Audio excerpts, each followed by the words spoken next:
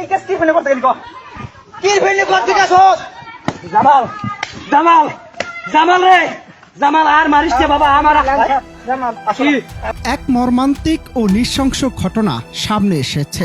নিজের ছেলের প্রতিবন্ধী স্ত্রীকে ধর্ষণের মতো জঘন্য অপরাধ করেছেন এক বাবা। পারিবারিক সম্পর্কের সীমা ও বিশ্বাস যেখানে সবচেয়ে বড় আশ্রয়স্থল হওয়ার কথা, সেখানে এক বাবা তার পাশবিক সমস্ত সীমা লঙ্ঘন করেছেন। সে ঘটনায় ওই নরপিশাচ পিতাকে গাছের সাথে বেঁধে মারধর করেছে সন্তানরা, যার একটি ভিডিও সামাজিক যোগাযোগ মাধ্যমে ভাইরাল হয়েছে।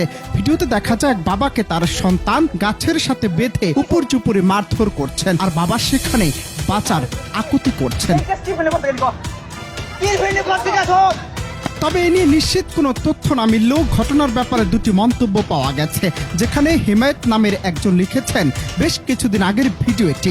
এখানে যে মারতেছে ওনার স্ত্রী প্রতিবন্ধী, সেই স্ত্রীকে ধর্ষণ করার কারণে তাকে মারধর করা হচ্ছে। এবং হাসান নামের আরেকজন জানিয়েছেন এটা আগের ভিডিও ঠিক, সম্পর্কে তার চাচা এই ব্যক্তি, তার বইয়ের ইজ্জত নষ্ট করার অপরাধে তাকে এইভাবে মারা হয়েছে। তবে ঘটনা কেউ কেউ বলছে ভোলার, কেউ কেউ বলছে অন্য কোথাকার, তবে ঠিক কোথার ভিডিও সেটা স্পষ্ট নয়। জামাল আর মারিস কে বাবা আমার জামাল আসলে তবে তার অপরাধের জন্য হয়তো তাকে আইনের আওতায় নেওয়া যেতে পারত, কিন্তু তা না করে যেভাবে তাকে মারধর করা হচ্ছে তা নিয়ে সমালোচনা হয়েছে বেশ। রিয়াজ নামের একজন লিখেছেন, আমার চোখে বড় অপরাধী হচ্ছে সে যে এখানে প্রতিবাদ না করে ভিডিও করছে।